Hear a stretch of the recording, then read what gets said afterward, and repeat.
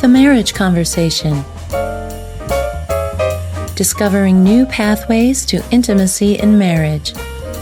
With your host, Dr. Stephen Frew.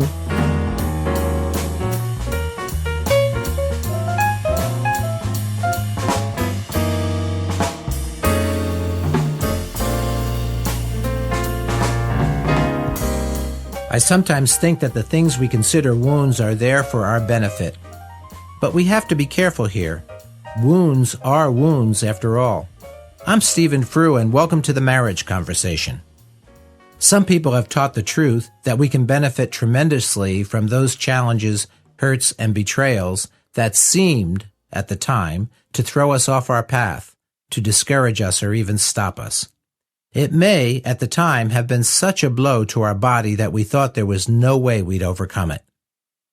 Others have taught that wounds are our gold. Work with them, transform them, use them as guides to competencies. I think of the wonderful little book by my friend W. Mitchell, It's Not What Happened to You, But What You Do About It. By the way, we'll have an interview with Mitchell later on in this series. Mitchell overcame tremendous injuries to live a life fully dedicated to inspiring and helping others. He's quite an inspiration. I was finishing my sophomore year in high school. I didn't like school. I didn't find it interesting. I felt more or less imprisoned by it.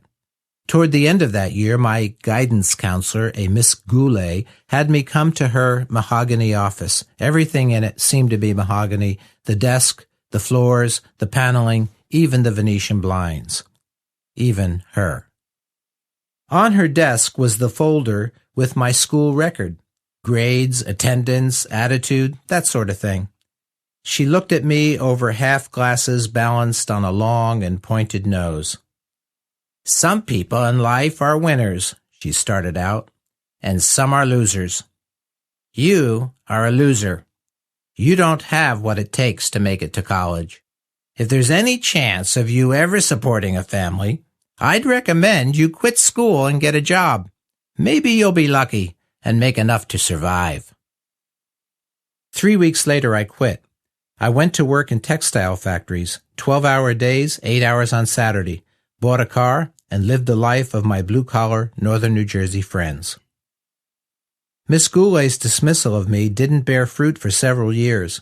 I believed her, and with that, developed a poor dad working philosophy: lucky to have a job, work hard to keep it. Things changed for me when an ex-Navy guy, a Baptist pastor, insisted that I think about finishing high school. His goading of me opened another window in my life, and soon Miss Goulet became someone whom I imagined that I would show I could do it. She served me well over the years. In many challenges, she's there, bitter, cold, shaming, discouraging. When I see her face, I know it's time to take action. To get your hands around this, transforming your wounds into your gold, you'll have to take a look at your own wounds, do an inventory, and then ask, what have I learned? How is this showing up in the world? Am I a contributor or a taker? Is there another form that this wound can take that will benefit others? And here's my favorite.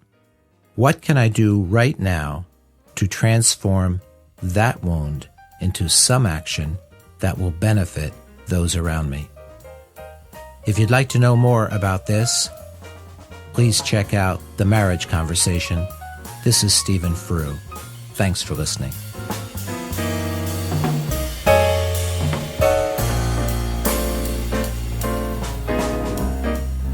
Thanks for listening to The Marriage Conversation.